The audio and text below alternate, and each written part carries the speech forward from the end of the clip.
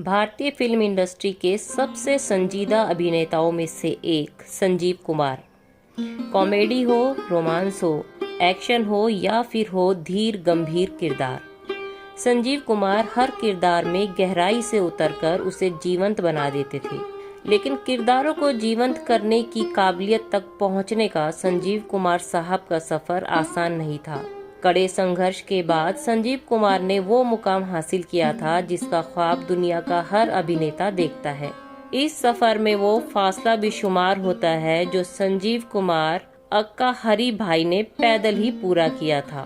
शुरुआती दिनों में हरी भाई डायरेक्टर प्रोड्यूसर से मिलने चेंबूर रेलवे स्टेशन से आरके स्टूडियो तक, भुलेश्वर से महालक्ष्मी में मौजूद फेमस स्टूडियो तक और अंधेरी रेलवे स्टेशन से मोहन स्टूडियो तक पैदल ही जाया करते थे। यूं तो हरी भाई की मां शांताबेन कुछ पैसों से उनकी मदद करती रहती थी, लेकिन वो मदद उतनी नहीं थी कि हरी भाई बस या टैक्सी के किराए में उसे खर्च कर दे। चुनौतियां कितनी ज्यादा थी इसका अंदाजा ऐसे लगाया जा सकता है कि हरी भाई के पास कपड़े खरीदने तक के पैसे नहीं हुआ करते थे।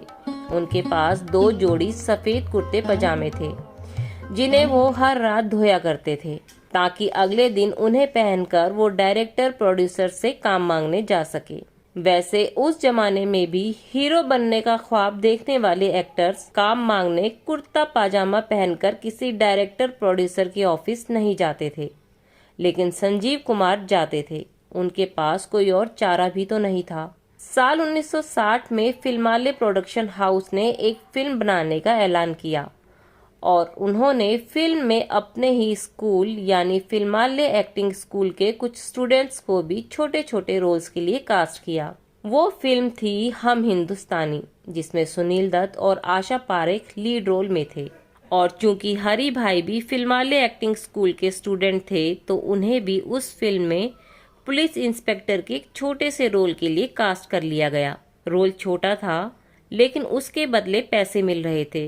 शायद इसी वजह से हरी भाई ने वो रोल तुरंत स्वीकार कर लिया था। 12 रुपए प्रति शिफ्ट मेहनताना तय हुआ और ये पहला मौका था जब हरी भाई ने कैमरा फेस किया था। हम हिंदुस्तानी के बाद हरी भाई उर्फ संजीव कुमार को पहली दफा इम्तियाज खान की तरफ से एक फिल्म में लीड हीरो का रोल ऑफर हुआ था। उस फिल्म की कहानी कुछ यूं है कि इम्तियाज खान जो अमजद खान के बड़े भाई थे, वो नामी डायरेक्टर के आसिफ के साथ बतौर असिस्टेंट उस वक्त काम कर रहे थे जब के Asif love and God film बना रहे थे।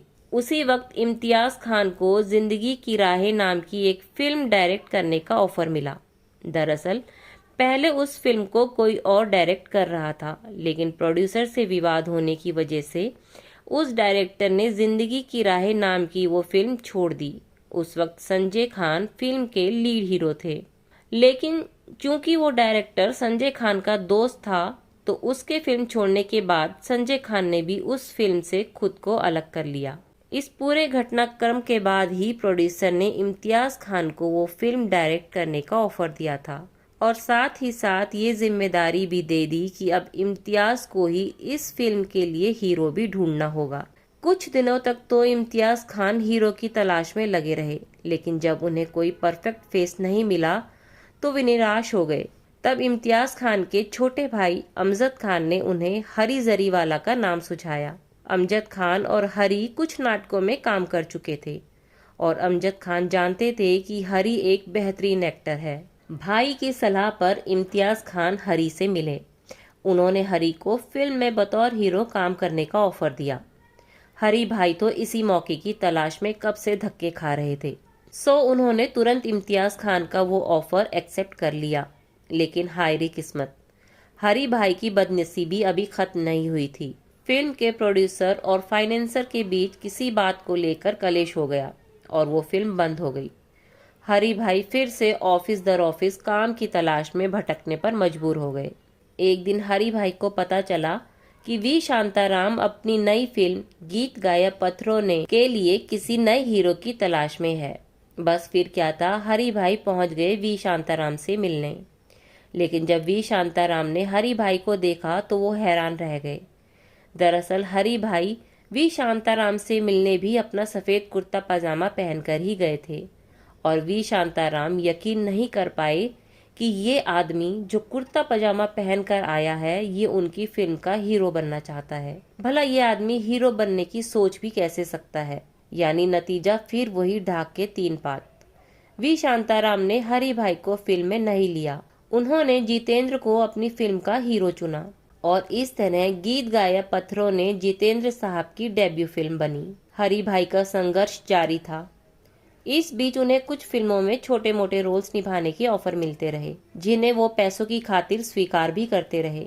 जैसे कि R.K. नैयर की आओ प्यार करे, जिसमें जॉय मुखर्जी और सायरा बानो मुख्य भूमिकाओं में थे, जबकि हरि भाई जॉय मुखर्जी के दोस्त के रोल में थे। उसी फिल्म में मैक मोहन साहब ने भी हीरो के दोस्त का रोल निभाया था और इन दोनों को 125 रुपए महीने का मेहनताना मिलना तय हुआ। हरि भाई का रोल उस फिल्म में छोटा जरूर था, लेकिन था प्रभावशाली। शूटिंग के वक्त उनके 6 क्लोजअप शॉट्स लिए गए थे, मगर फाइनल एडिटिंग के बाद फिल्म में बचे महज 2, और उन 2 शॉट्स में भी हरि भाई ने दिखा दिया था कि वो फिल्म इंडस्ट्री में लंबी रेस का घोड़ा बनने आए हैं। आप लोगों ने गौर किया होगा कि अब तक मैंने संजीव कुमार जी को संजीव कुमार कम और हरि भाई ज्यादा कहा है, और ऐसा करने की मेरी एक वजह है। दरअसल पहली फिल्म हम हिंदुस्तानी में हरि भाई का नाम क्रेडिट लिस्ट में था ही नहीं। उस जमाने में ट्रेंड था कि बड़े बड़े स्टार्स अपने नाम के साथ कुमार लगाते थे, इसलिए हरि भाई को लगता था कि उन्हें भी कोई ऐसा ही नाम अपने लिए सोचना पड़ेगा जो फिल्मों के हिसाब से अट्रैक्टिव लगे। एक दिन हरि भाई अपने दोस्तों प्रबोध जोशी, तरला मेहता और महेश देसाई के साथ मुंबई के जय हिंद कॉलेज में बैठे थे। अचानक हरि भाई खड़े हुए और बोले, मेरा नाम हरिहर जरीवाला फिल्मों के लिहाज से फिट नहीं बैठता, मैं कोई दूसरा नाम रखने के बारे में सोच रहा हूँ। फिर दोस्तों के साथ काफी देर तक सोच विचारने के बाद तय हुआ कि हरि भाई का फिल्मी नाम अंग्रेजी के एस लेटर से शुरू होगा, क्योंकि उनकी माँ का नाम भी एस से ही शुरू होता है। हरि भाई ये भी बोले कि उनके नाम के आखिर में कुमार भी होना ही चाहिए, क्योंकि कुमार सरनेम वाले एक्टर्स फिल्म इंडस्ट्री पर छाए हुए हैं। और फाइनली उन 3 दोस्तों के साथ चली एक लंबी डिबेट के बाद तय हुआ कि हरिहर जरीवाला अब फिल्मों में संजय कुमार के नाम से जाने जाएंगे। लेकिन साल 1964 में कुछ ऐसा हुआ कि हरि भाई, जो अब संजय कुमार बन चुके थे, उन्हें एक दफा फिर से अपना नाम बदलना पड़ा। दरअसल 1964 में आई फिल्म दोस्ती में फिरोज खान के छोटे भाई संजय खान ने भी काम किया था। दोस्ती बॉक्स ऑफिस पर जबरदस्त हिट रही और रातों रात संजय खान भारत के नए फिल्म स्टार बन गए। जिस वक्त दोस्ती रिलीज हुई थी उस वक्त हरि भाई उर्फ संजय कुमार निशान और बादल नाम की फिल्मों की शूटिंग कर रहे थे। संजय खान को दोस्ती फिल्म से मिली पॉपुलैरिटी ने एक बार फिर से हरि भाई को अपने फिल्मी नाम के लिए टेंशन में ला दिया। हरि भाई जानते थे कि एक ही वक्त में फिल्म इंडस्ट्री में संजय नाम के 2 एक्टर जम नहीं पाएंगे।